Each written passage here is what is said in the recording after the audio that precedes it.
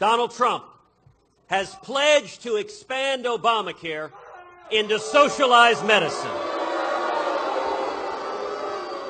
It's dead. It's going to, look, Obamacare is dead. It's going to be repealed. It's going to be replaced. Obamacare is a disaster. Obamacare is going to be repealed and replaced with something so much better. And unlike Donald Trump, I will never compromise away our Second Amendment right to keep and bear arms. So important is our Second Amendment. The politicians are chipping away at it day by day, night by night. It gets weaker and weaker. We're not going to let it happen. We are going to protect our Second Amendment. If I'm president, you can count on it 100%. Donald Trump supports Planned Parenthood. And absolutely they should be defunded. I thought, it was so cavalier and so horrible. I just thought it was incredible. So anyway, the answer is, in my opinion, they should absolutely be defunded. Should American taxpayers pay $500 billion to that organization? No, I said defund. I didn't say pay. Yeah. I said I have a lot of respect for some of the things. They do the cervical cancer on women. They do many, many good things. I know many women that no taxpayer money. No, not while they do abortions. I made that clear. Donald Trump pledges to be neutral between Israel and the Palestinians. How important, though, is our alliance? They're our number one ally in the region, and that alliance has been, well, fractured in a big way. Israel is so important. What Obama has done to Israel is a disgrace. It's a disaster, and we have to protect Israel.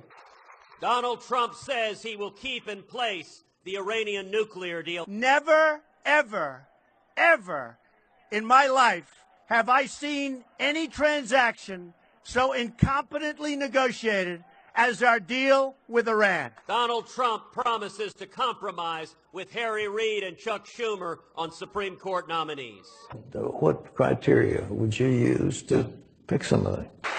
Very conservative, very, very smart. There were young people who were going to be here.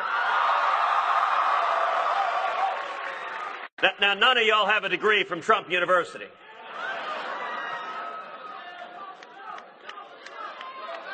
Listen.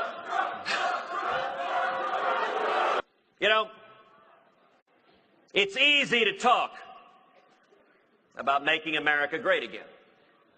You can even print that on a baseball cap.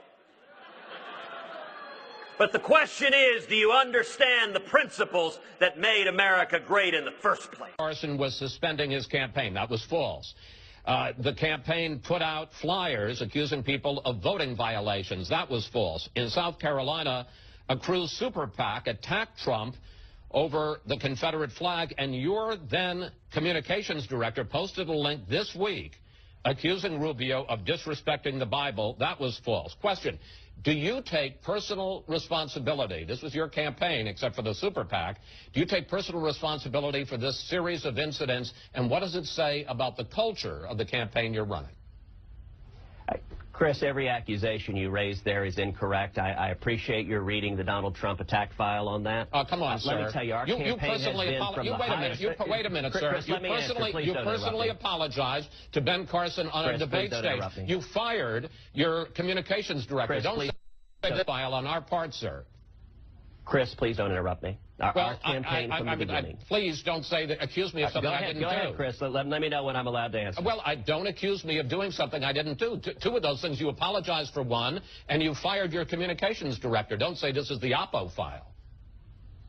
Chris, our campaign from the beginning has been the highest level of integrity. When others have engaged in personal attacks and insults, we don't respond in kind. I want to talk about your thoughts on Ted Cruz. He's self-absorbed. He's got this giant ego, and he's overly ambitious.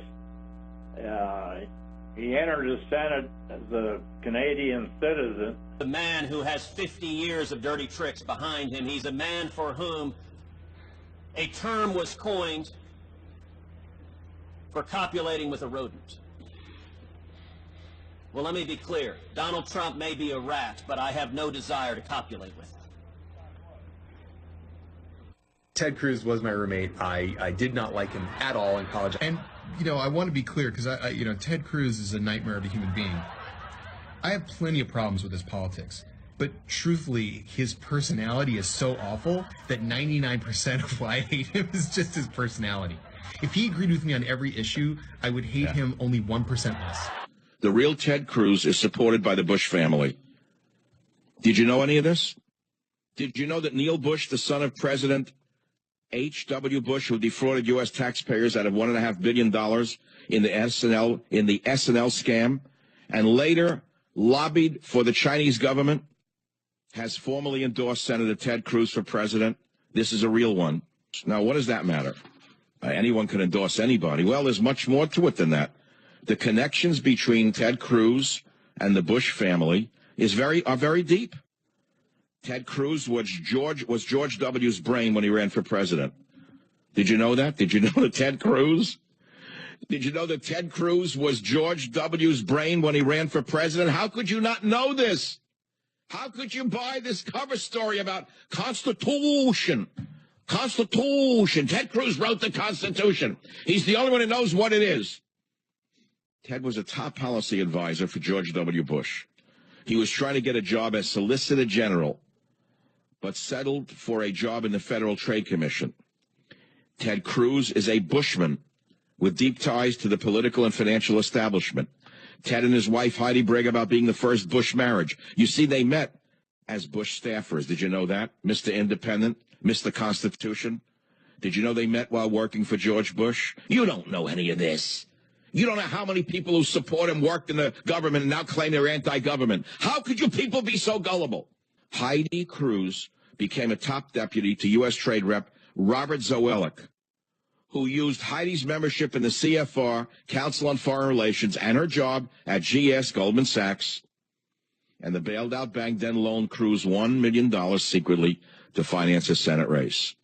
Ted Cruz then borrowed an undisclosed $1 million loan from Citicorp. The fact of the matter is, Cruz is not who he appears to be. He is not an outsider. He is an insider. He is a Bush insider. He is the ultimate insider. He's a former top Bush 41 policy aide and globalist. He is an Ivy Leaguer. He's an establishment insider because he is a puppet of the Republican establishment itself. That is why he is attacking Donald Trump, because Donald Trump is attached to no one. In plain English. Did you understand what I said to you? Donald does well with voters who have relatively low information, who are not that engaged and who are angry, and they see him as an angry voice. Oh, you're full of it, you Where we're beating him is when voters get more engaged and they get more informed. When they inform themselves, they realize his record. He's what they're angry at. He is the corruption, and if you want someone to stand up to Washington, the only one who hadn't doing so in this race is me. Ted Cruz is a phony through and through. I'm not going to sit on the fence about him anymore. I would not support him. And I'll tell you something else. I'll say it to you right now. If Ted Cruz wins, I'm not voting for him. He's part of the establishment. He is part of the government itself. He's tied right into everything he claims he opposes. Read about it. What, I'm not making this up? What do you want me to do, make up stories for you about how wonderful he is and he's a true constitutionalist? None of it is true. He is a member of the Bush cabal, period.